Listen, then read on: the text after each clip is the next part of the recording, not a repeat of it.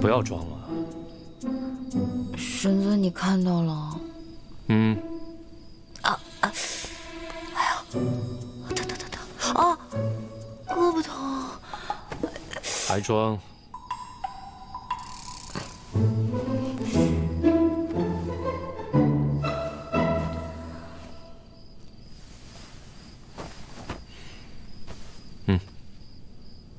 这是神尊给小仙的吗？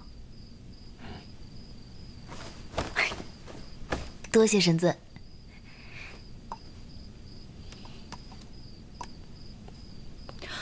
神尊，你那么小气啊，就1枚。这紫气东来丹10万余年来，本尊只得3枚，1枚用于晋升上神，1枚用于神魔之战，此乃最后1枚。这么珍贵啊！那小仙收下。吃了吧，对你身体有好处。神尊给的药，小仙要留着慢慢吃。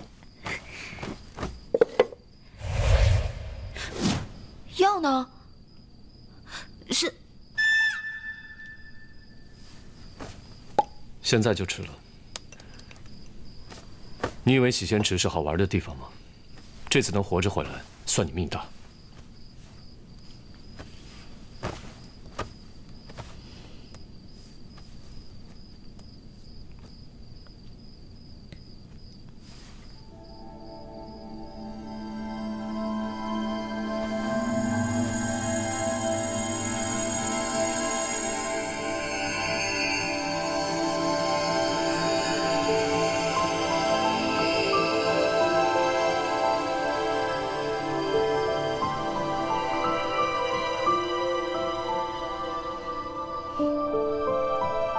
好多了。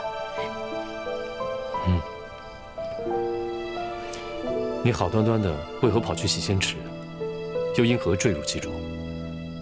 自然不是因为活腻味了自己跳下去的，我是被袁童上仙给推下去的。袁童。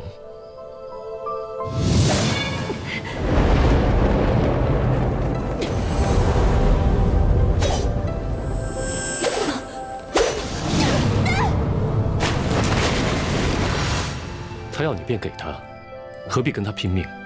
你一个小小地仙，不知道自己对上他没有胜算吗？我本来也是要把那战报给烧了的，可是他偏要抢，他抢我就偏不想给他。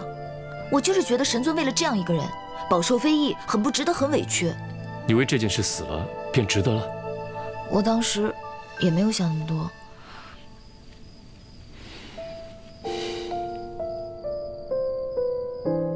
哦，神尊。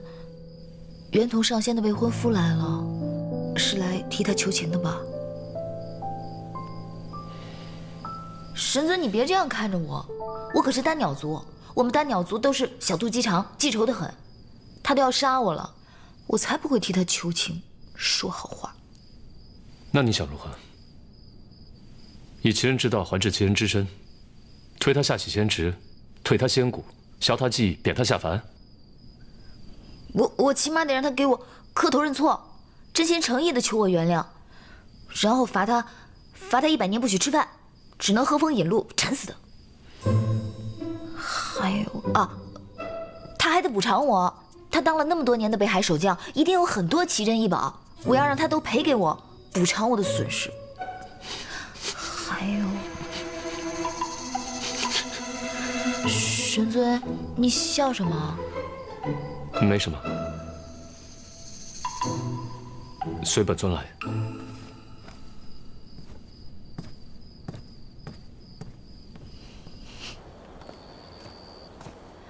神尊，我们这是去哪儿啊？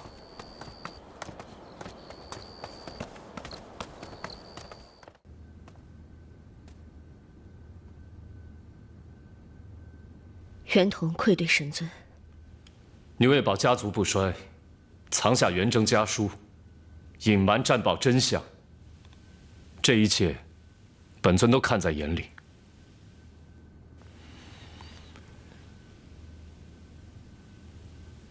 自从决定帮你袁家起，本尊已将后果看得非常清楚，亦不在乎那些流言蜚语，但你不该不择手段，妄动杀心。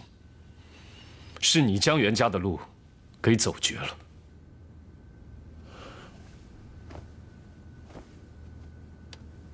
袁同有罪。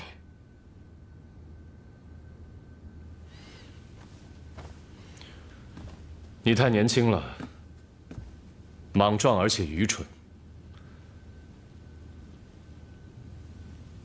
当年袁征是从天兵一步一步做起，历经8万余年，终而能成为4大战将之首。你呢？你凭什么？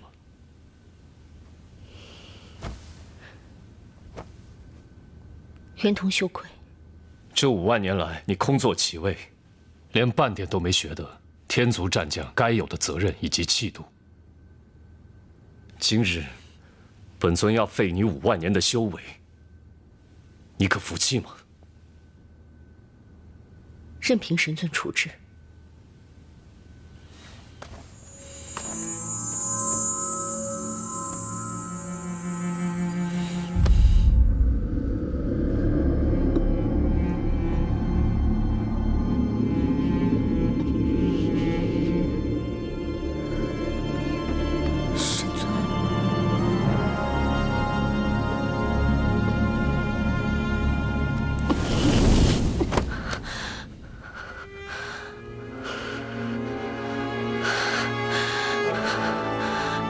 谢神尊。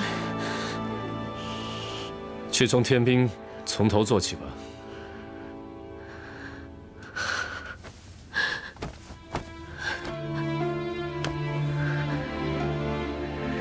神尊不驱赶我族，还将我留在军中。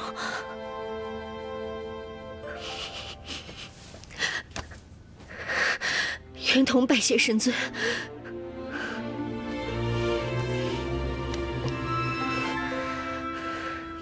你还欠他一个道歉。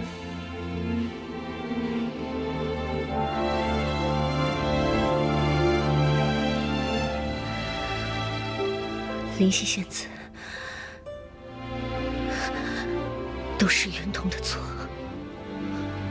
还要罚你这100年间不得吃饭，还有之前坐镇北海所得的奇珍异宝，都要给灵犀，当做你伤害他的补偿。是。走吧。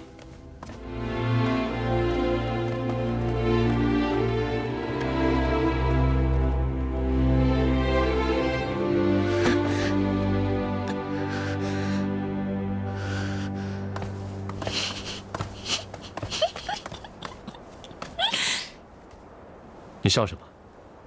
没笑啊。多谢神尊为小仙讨回公道。本尊惩治袁同，乃公事公办，与你何干？哦。列位仙家，如何处置袁征彝族一事，大家可曾商议出了对策？启禀天君，臣以为此事无需在意，按照以往处置便是。按以往处置。剃去仙骨，逐出天族，永脱仙籍，让他们自生自灭罢了。天君，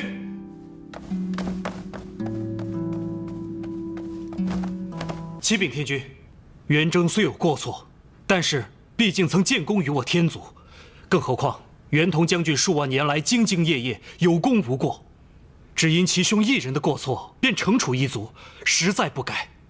还请天君法外开恩。不该？什么时候起，魔之一物变得如此无足轻重了？哈，他入了魔，是得10万天兵天将给他陪葬。杜一上仙，你要不要去问问那10万亡灵，他们的死该还是不该？天地有序，万物有道，皆因有法可依。我天族乃统御6界之首，如果天族的律法朝令夕改，那么天君还如何掌管6界？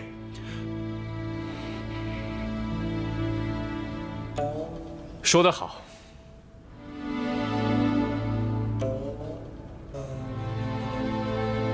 如果本座没有听错的话，战神是同一本座说的话了。怎么，战神也觉得应该严惩袁家吗？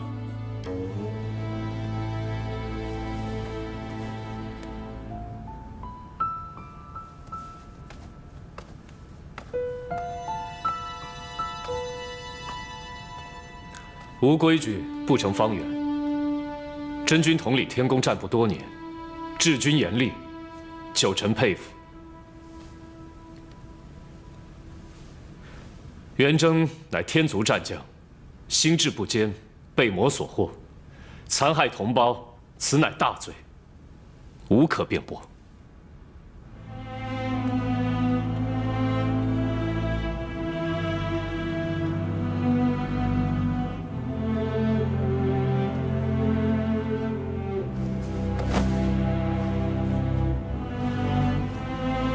天君，九臣身为司战之神，肩负除魔卫道、护卫六界之责，却没能及时发现自己身边战部的异常，已酿成大祸。幽都山之役是我之过，请天君降罪。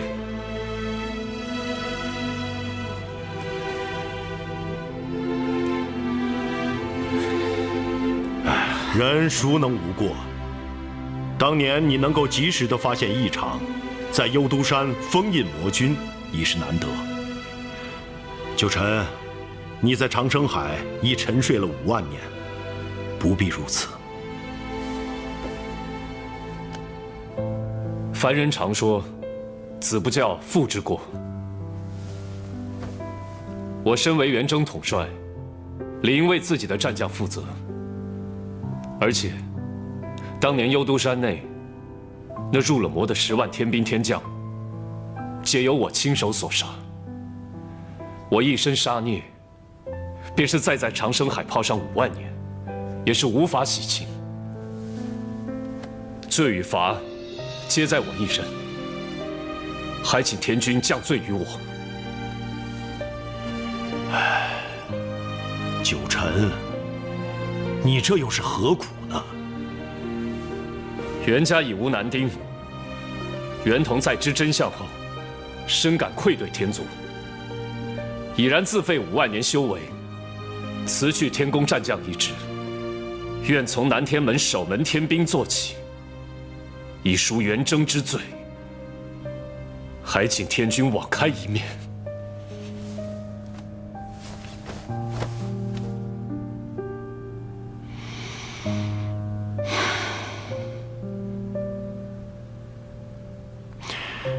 罢了，你既执意如此，白山，小仙在。传令四海，天族战神九臣，治军不严，御下无方，导致生乱。先令九臣前往紫云台领7道雷刑，众卿官刑，不得徇私。领法旨。另外，念在袁氏一族已无男丁，而袁同诚意悔改，此事就此作罢。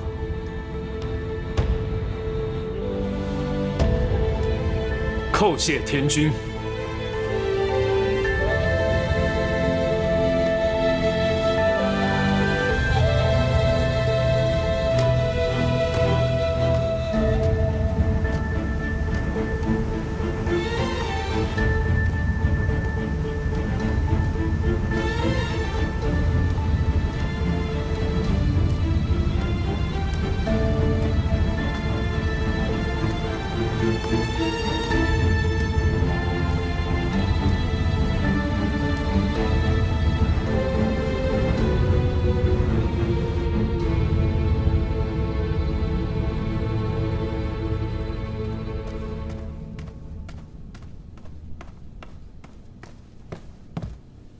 袁同，神尊去了紫云台，带你袁家守法。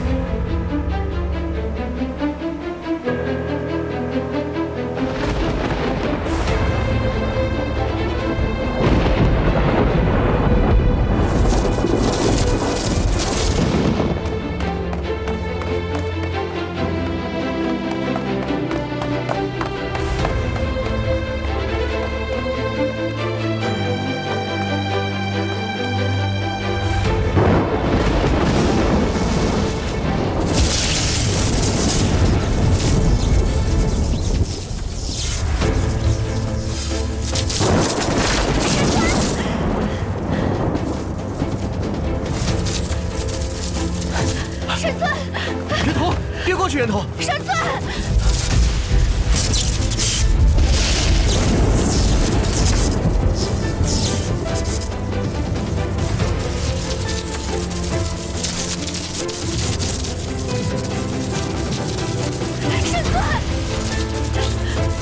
都是我的错，都是我的错。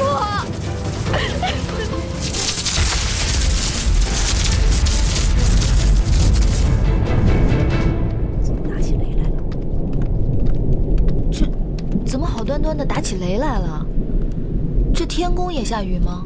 这是紫云台那边传过来的，8成是哪个倒霉蛋正在受罚呢。天哪，这到底是犯了什么错啊？什么人扛得住这样的雷刑？7道天雷，这哪里是受罚？这简直就是要人命啊！神尊呢？神尊去哪儿了？大殿议事呢？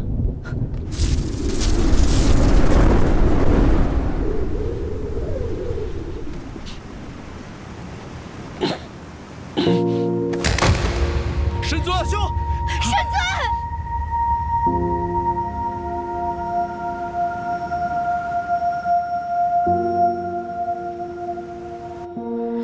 怎么办啊？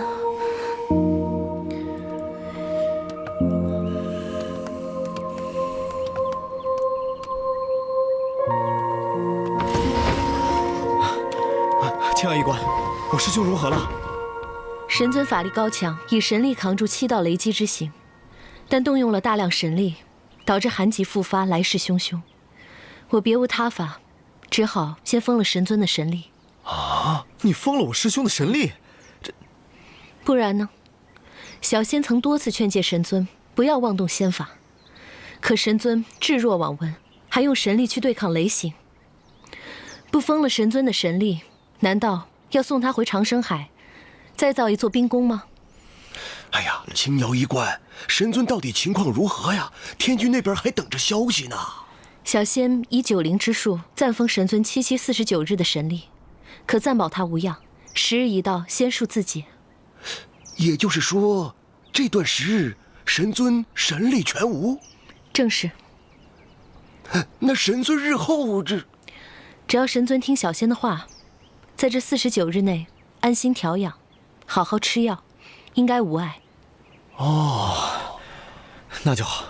哎，对了，青瑶医官，我师兄神力被封了之后，这日常上可有什么不适吗？上神既然这么担心，自己常来看看不就知道了。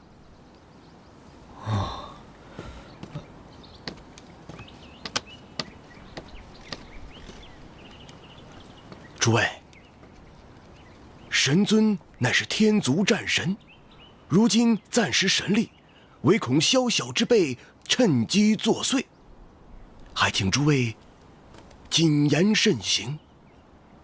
我等知晓知晓轻重。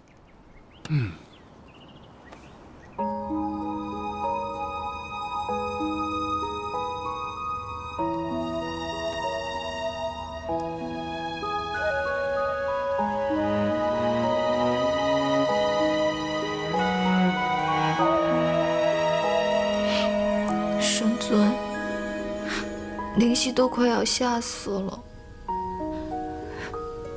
你以后不要这样了。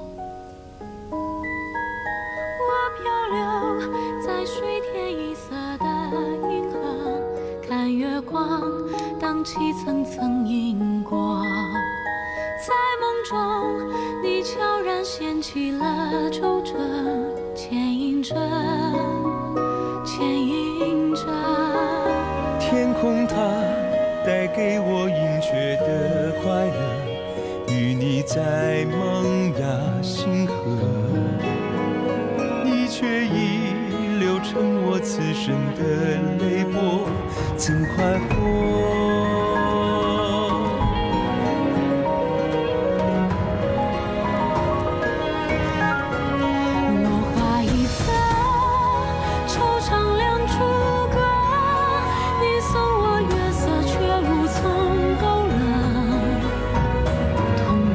倾盆而下，让缘化作浪花。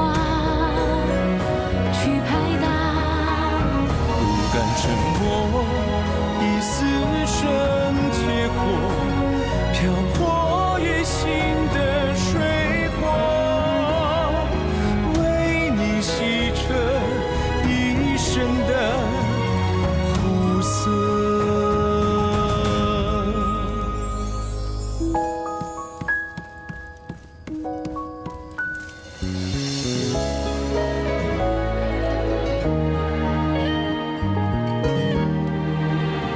我漂流在水天一色的银河，看月光荡起层层银波。在梦中，你悄然掀起了皱褶，牵引着，牵引着。天空它带给我隐却的快乐，与你在萌芽星河，你却已流成我此生的泪波，怎快活？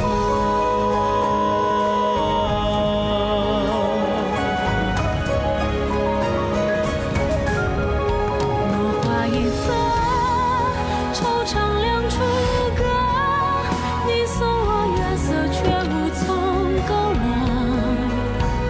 痛马倾盆而下，让月化作浪花去拍打。不敢沉默，一丝绳结果，漂泊于心的水火，为你洗彻一生的苦涩。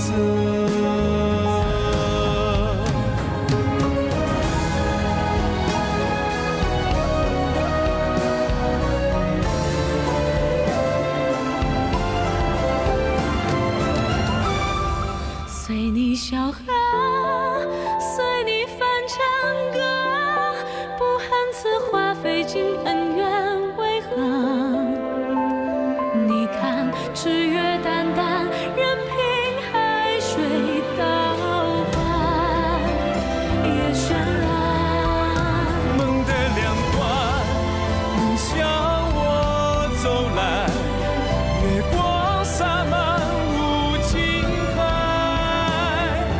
愿你入怀，安心的澎湃。站住！13啊，你又要进去干嘛呀？这神尊昏睡多日了，我打盆水给他擦擦身子啊。你给我师兄擦身子？对啊。哎呀，怕什么呀？那以前我们在军营不都是一个桶里洗澡的吗？13呀，如今你已经是女儿身了，不要总提以前那些事情了。再说了，灵犀在里面，你就不要进去伺候了，把水端下去吧。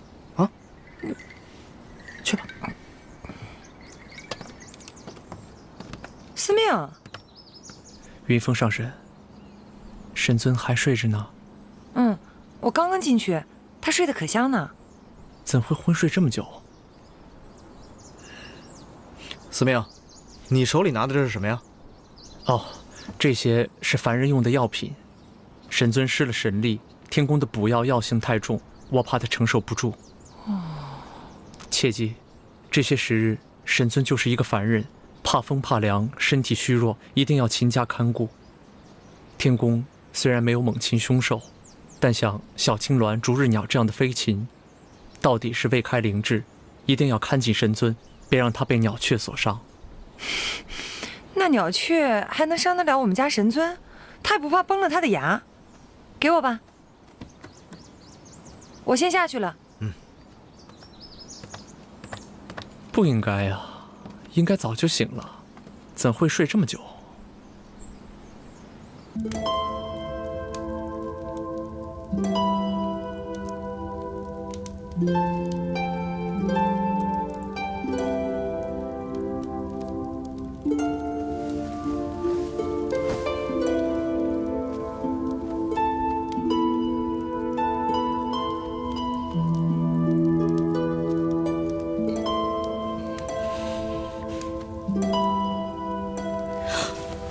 神尊，神尊，你终于醒了。本尊睡了多久？神尊，你已经睡了7天7夜了。是谁用9灵之术封了本尊的神力？神尊，请息怒，是我师姐。好大的胆子！神尊，你可千万不要怪我师姐，她也是一番好意。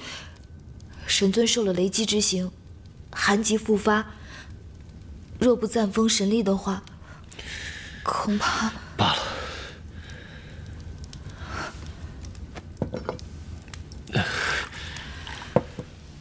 请神尊用茶。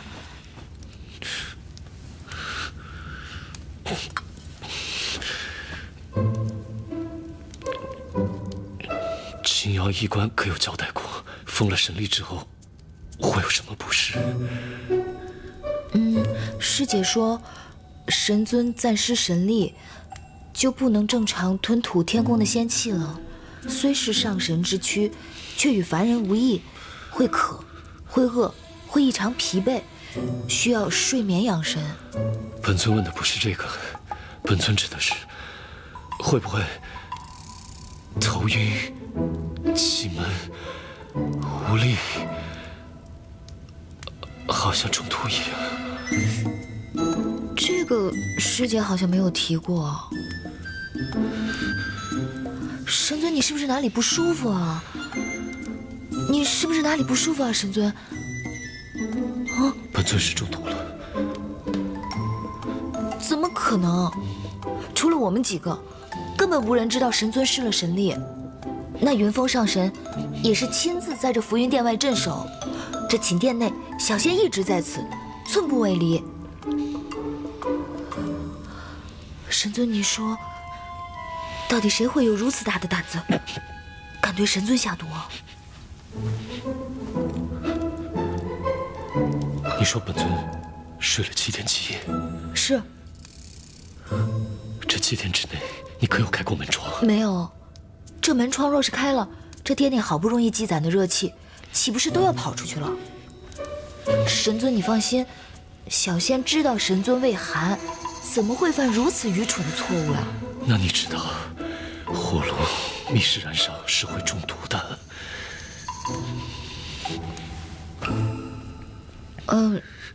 有吗？可我们不是神仙吗？本尊被封了神力。对不起，对不起，对不起，对不起，神尊，这个如何是好啊？神尊，开窗，转。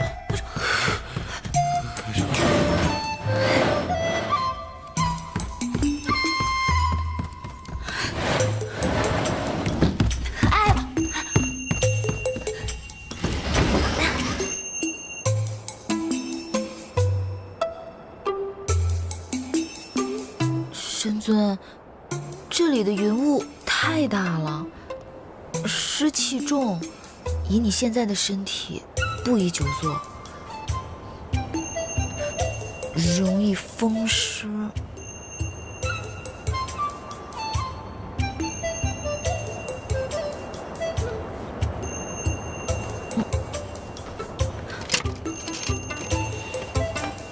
茶。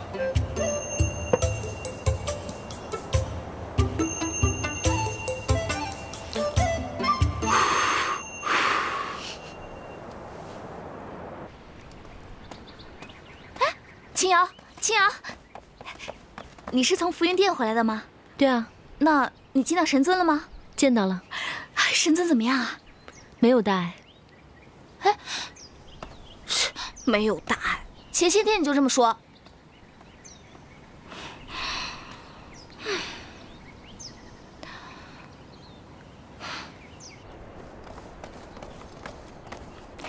玉离仙君，听说战神前不久收了一个小仙娥入殿，不是说那是谣言吗？空穴来风也未必无因。战神向来不苟言笑，像这种消息过去又如何有过？听说呀，战神这次恢复声誉，也与那小仙有关呐。还有这事儿，战神向来重恩，听说啊，那下界小仙模样还不错呢，没准战神这次真的是动了心啊。哎，那可有福气了，一步登天呢。哼！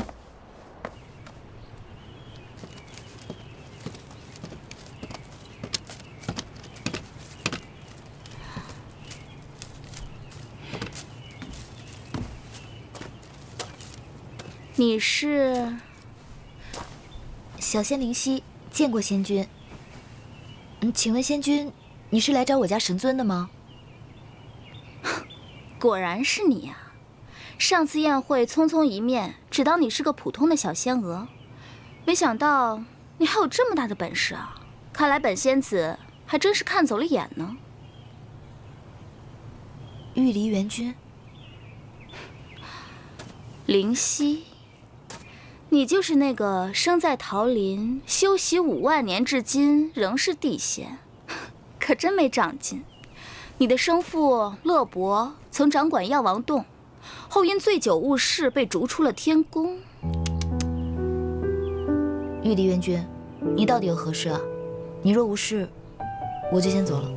哎，这有什么急呀？青瑶是你的师姐。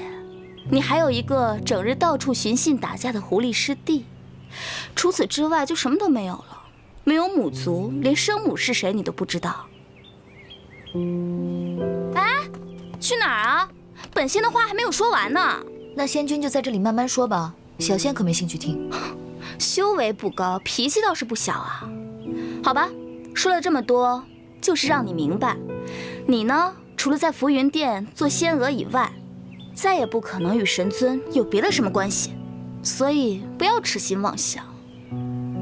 痴心妄想的人是你吧？对呀，就是我呀！我长得比你美，修为比你高，我可以，你就不可以。好了，我现在就要去见神尊了。神尊，药王洞玉离求见。进来吧，灵犀，进来吧。神尊，这九龙神火罩是当年祝融火神以炙炎神珠打造，上刻九龙凝炎仙阵，又经地火淬烧了3万余年而成。父亲说，这对神尊的寒疾有所帮助。药王有心了。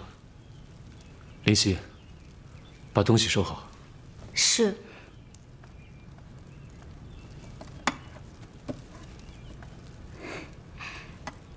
父亲还说，前阵子他外出云游，耽误了神尊进药，内心十分不安。好在我们药王洞青瑶医官还算尽职，不然还真是犯了大罪过了。药王言重了。其实玉离的医术不比青瑶医官差，以后神尊若是不嫌弃的话，玉离可以。青瑶医官很好，多谢仙子。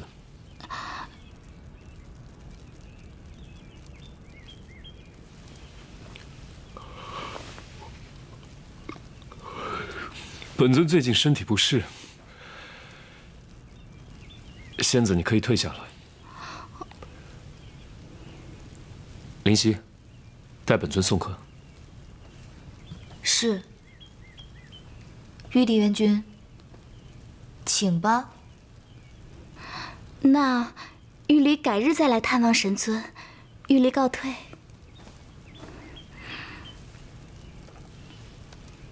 小仙送玉离元君。不用你送了，这儿我比你熟。那正好。元君慢走啊。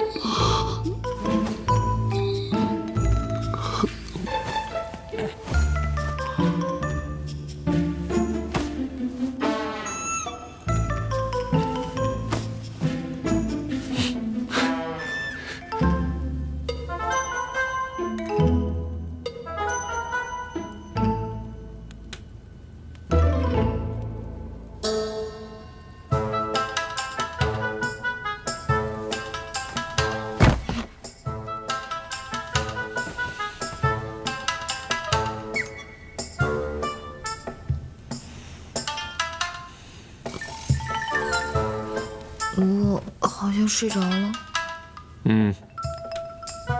我怎么睡着了？神尊，你什么时候醒的？刚刚。凡人怎么那么爱睡觉？不只是凡人爱睡觉，神仙更爱睡觉。我爹每次一喝醉就睡上个3、5年的。这世上不爱睡觉、整日修炼的，恐怕就只有神尊你了。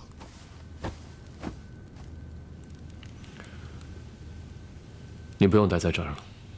小仙多嘴了。你把这带走吧。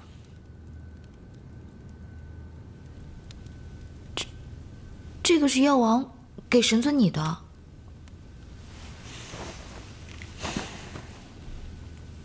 你个性懒散，每天都在睡觉，所以修为才那么差。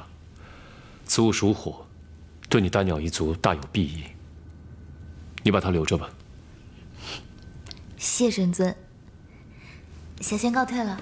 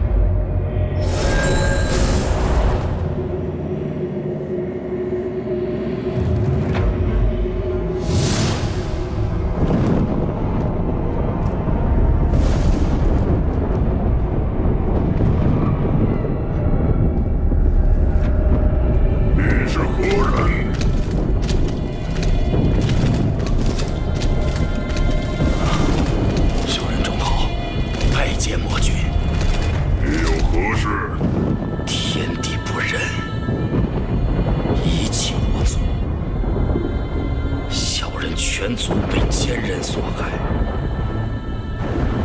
小人愿追随魔君，肝脑涂地，百死不悔。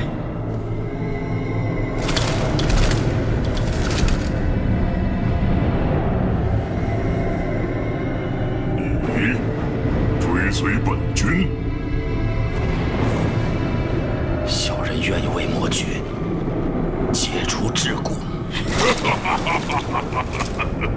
旧臣耗尽神力将本君封印在此，险些搭上自己的性命，就凭你也敢妄言助本君挣脱桎梏？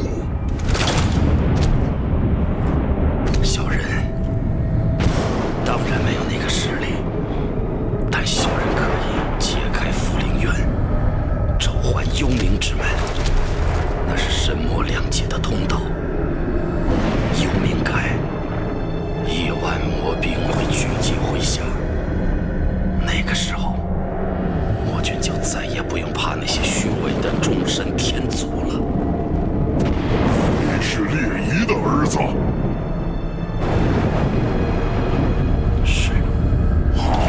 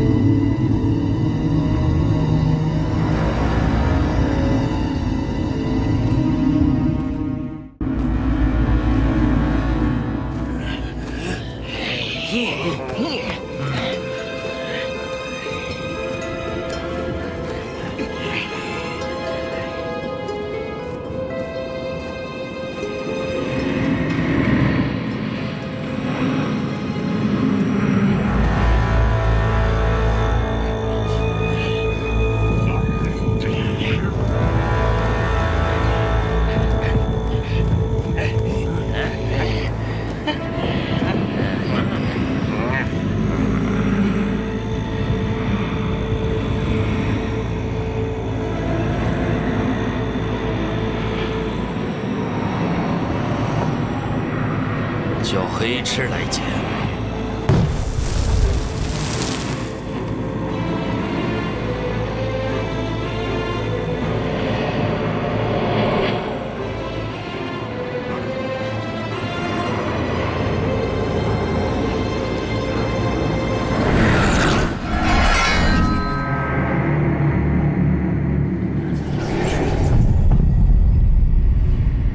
属下已等候多时，黑池拜见恩主。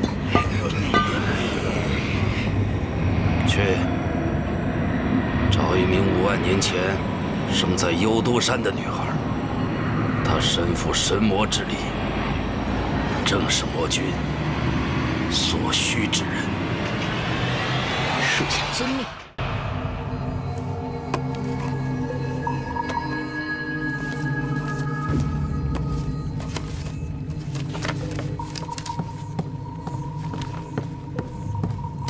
国师，仲浩果然没死，他入了魔。入了魔？他还是走上了这条路，真是天助我也。国师，他去了汉山族寻找助力，并且已经获得了魔刀。虽然魔刀是残缺的，威力还不大清楚，但是却不容小觑。如今想要擒他的话，恐怕要费一番功夫了。他还不配得到魔君的真传。他既然得到了魔刀，想必魔君有事情要他办。据说他在帮魔君寻找5万年前出生在幽都山的孩子。国师，会不会是5万年前？当年魔君和战神大战，难道她是国主的女儿？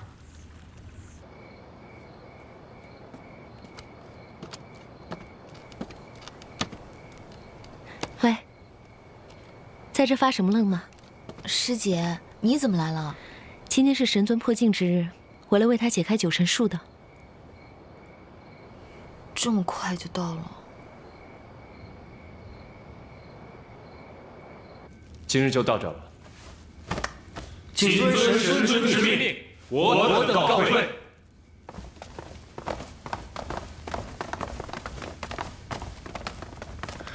医官来了。神尊，神尊，你伤得好利索了。好了。神尊给的丹药很好用，再加上日前神尊所赐的仙宝，小仙不但如数恢复仙力，还小有突破呢。好了就去干活，没活干吗？有。那小仙退下了。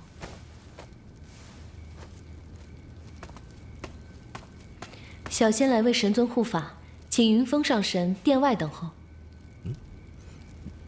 你忙你的便是，当做我不存在。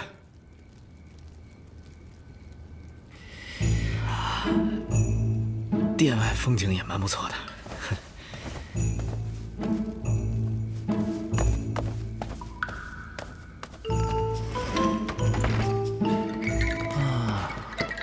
冷是冷了点儿，不过好在面冷心热。上神，你在说什么？跟你说了你也不懂。小仙的确有一件事不明白，想请教上神。说来听听。小仙就想知道，像云峰上神和我家神尊这样的修为，是不是如果你们不愿意，别人是不能靠近你们的？这还用问吗？当然了。那连靠近都不行，自然也是亲不到的。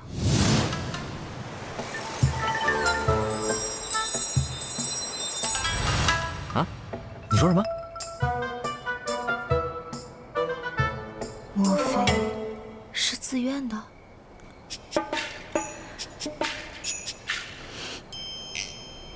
啊？什么意思啊？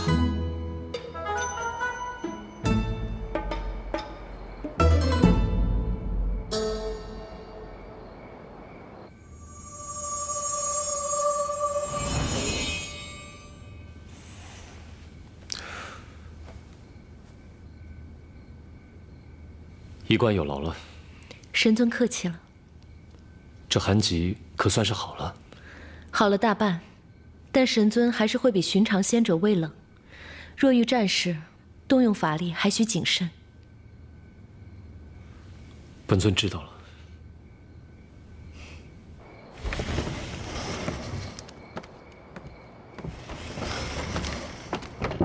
医官这便回去了。医官对我师兄费心费力，云峰感激不尽。倘若无事，去我殿中一叙可好？不必了。医官，医官。唉。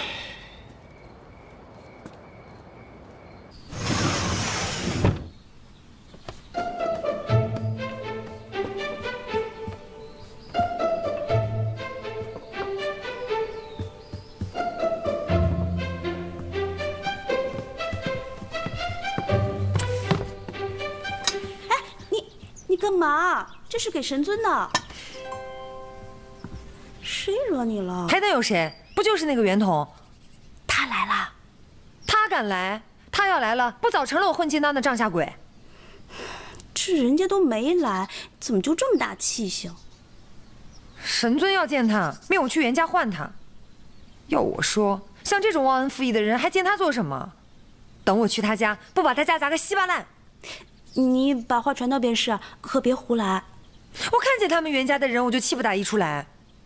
咱们神尊还为了他受了雷刑，这口气不出，都难消我心头之恨。这你还不如不要去了呢。我不去，我不去，谁去？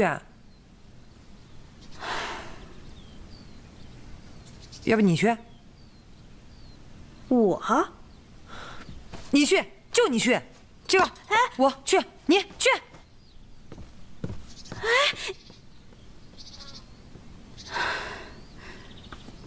哎，灵犀，你陪我去好不好？哎呀，好灵犀，你就陪我去吧，行不行？我每次看到那圆筒，心里都凉飕飕的。你就陪我去吧，啊，灵犀，你最好了，也凉。灵犀，你最好了，你就陪我去吧，啊，走走走。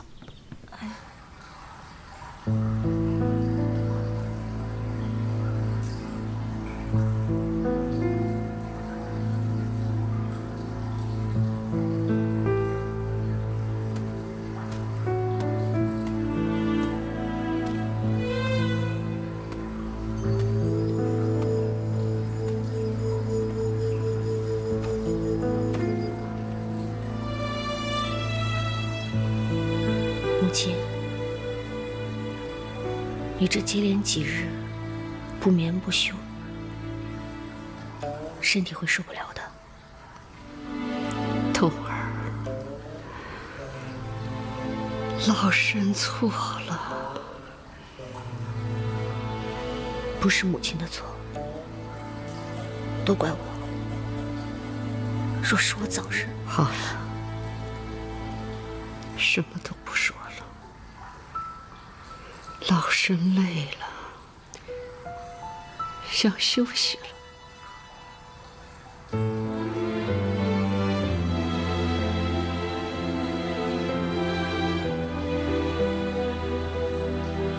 下去吧。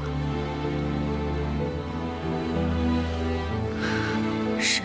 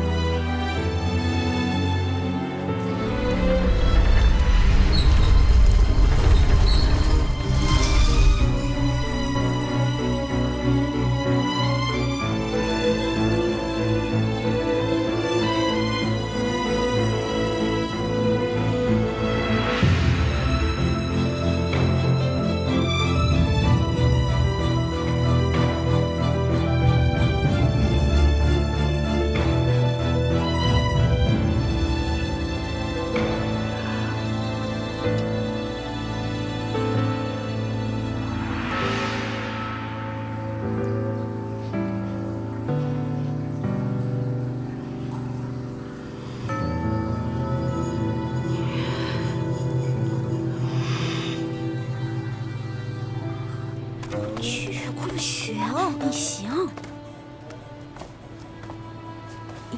去，快去啊！你来这儿做什么？你要的东西我都已经给你了，你还想干什么？神尊找你去扶我。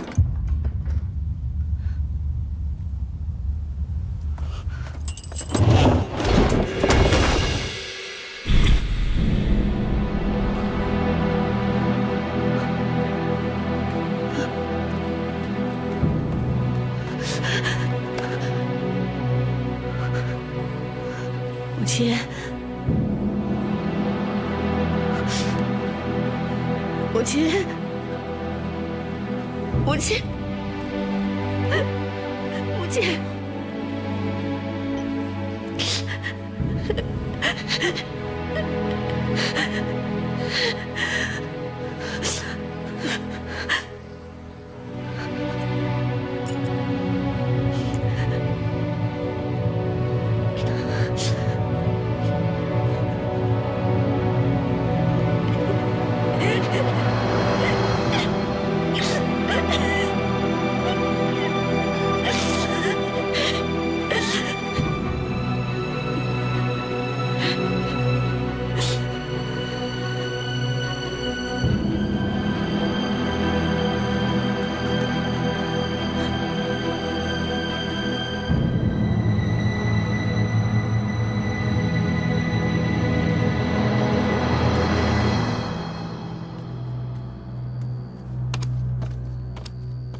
回来啦？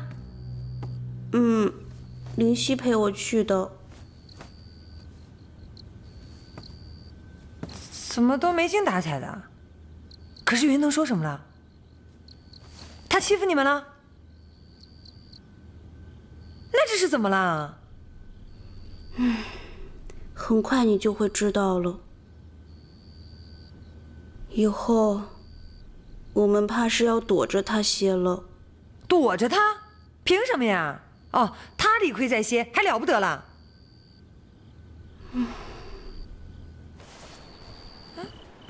林夕，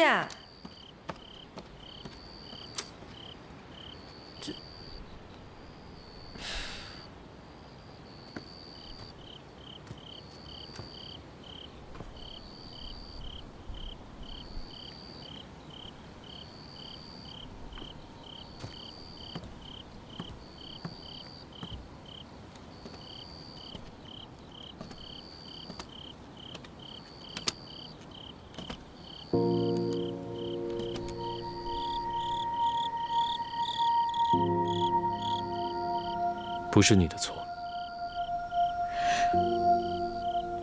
神尊，你在说什么？小仙听不懂。袁老夫人的死与你无关。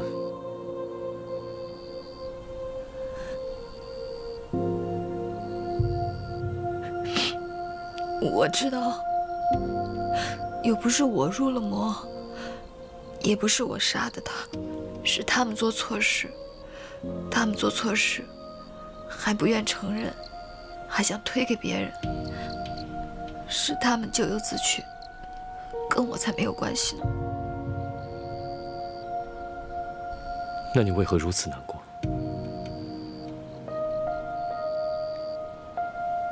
袁老夫人把家族荣耀看得比命还重要。如今家族荣耀不在，她便没有活下去的勇气。也因为她这样的个性，才会教出袁征、袁彤这两兄妹。得失心太重，才会被魔所惑，坠入万劫不复之地。缘起缘灭，皆因是他。命中注定，躲不掉的。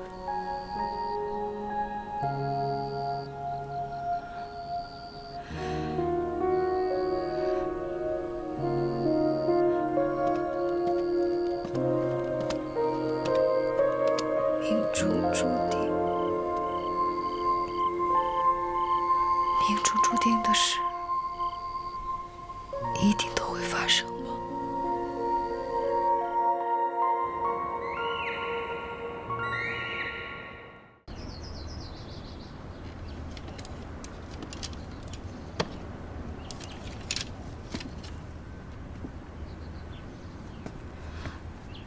请神尊用茶。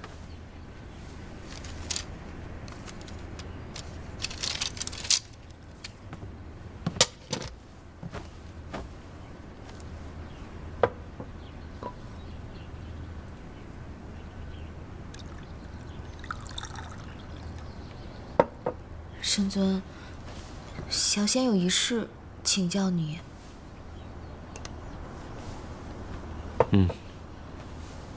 就是这个，我怎么觉得这个东西好像也没什么用啊？怎么总是天恒神砂一个样子？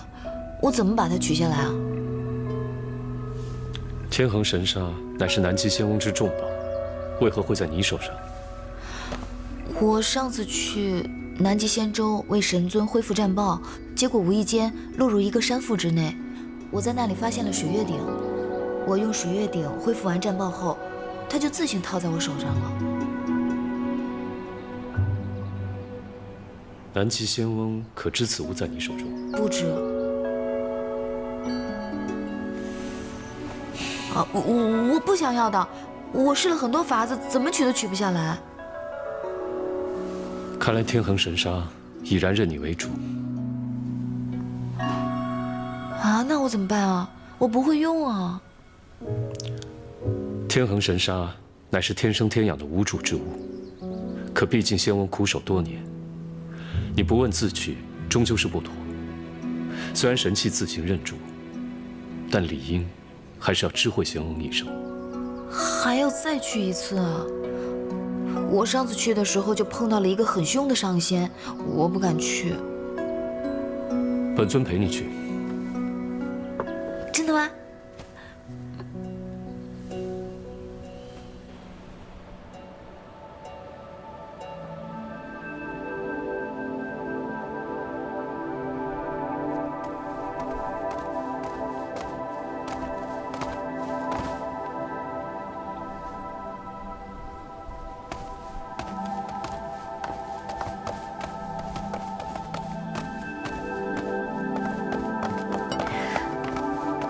见过神尊，灵犀仙子。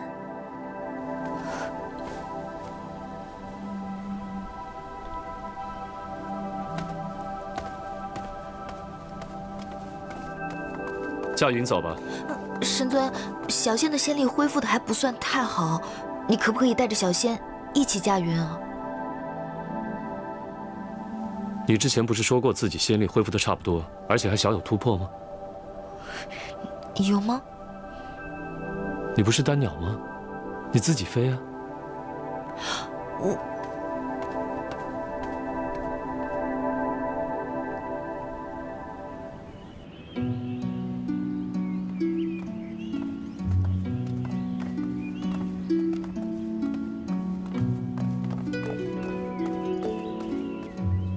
敢问仙友来自何方？来我南极仙州，所谓何事啊？天宫九臣前来拜访南极仙翁。小仙眼拙，竟未认出战神，还望战神勿怪。无妨。仙翁可在南岳？家师的确在南岳，不过不巧的是，家师已与大师兄一同闭关了。这至于什么时候出关，却未曾提及。啊，家师早料到神尊会有此一行，特意为神尊留了话。洗耳恭听。万事万物因缘际会，顺其自然，无需自扰。看来是本尊着相了，不如仙翁洒脱。先转告仙翁，本尊定会物尽其用，不让重宝蒙尘。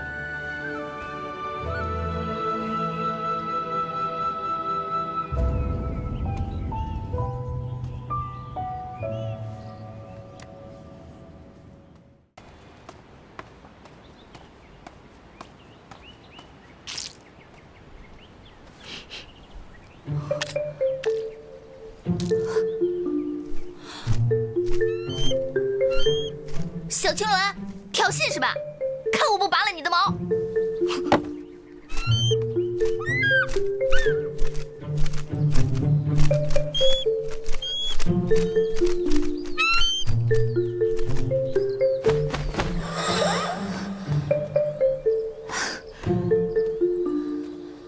好啊，跑哪儿去了？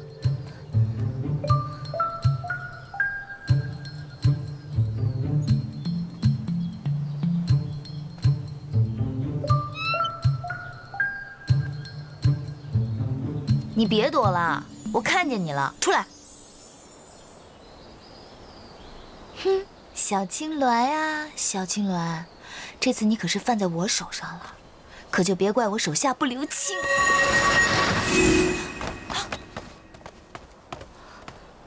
又是你这浮云殿的小仙，知道这是什么地方吗？你敢到这儿来撒野？什么地方？再往前不远就是万灵院了。今日算你运气，若真闯入了万灵院，就光那个霸骨兽就能将你咬个粉碎。到时候本君该如何把你拼凑好呢？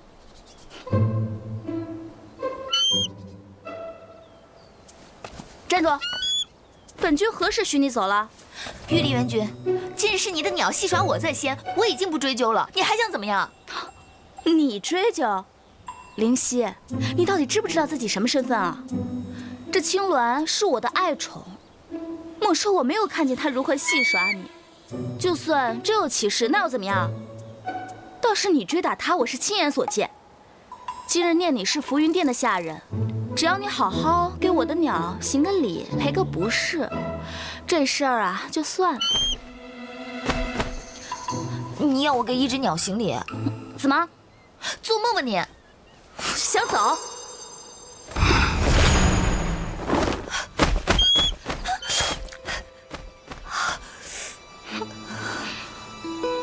青鸾，我们走。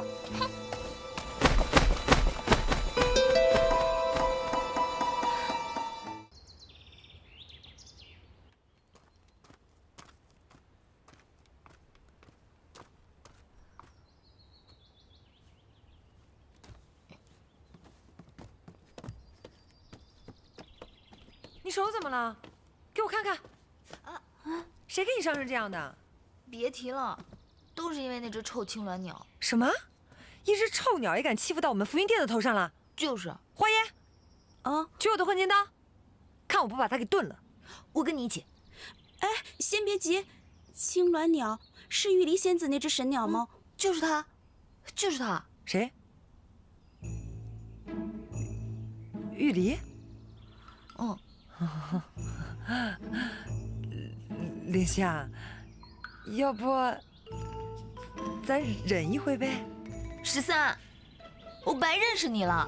不，不是，我不是这个意思。灵犀，你想想啊，你说你堂堂一个小仙是吧？咱心胸得开阔一点，你干嘛跟那些飞禽走兽一般见识呢？我开阔不了，我也就一飞擒，你忘了？你怎么会怕玉离呢？你可是连功德殿都敢闯的人。我不怕他，我怕的是他爹。药王有什么可怕的？你傻呀！咱们在天宫生活，那怎么可能离得开药王？你想想，你如果修炼仙术，你得吃助修炼的丹药；你如果心有所成，你得吃巩固修炼的丹药；你如果练得走火入魔了，你还得吃静心凝气的丹药，对吧？你说你一个桃林小仙，什么都不懂，你怎么长这么大的？我就是什么丹药都没吃过，怎么了？我打小就吃麻酱烧饼、白糖拌豆腐脑、辣椒油毛肚，我也长这么大了。这是一回事吗？哎呀，你别生气了，你想开点嘛，是啊，灵犀，你就想开点吧。为什么人人都能欺负我？哎呀，灵犀，你别这么想。灵犀，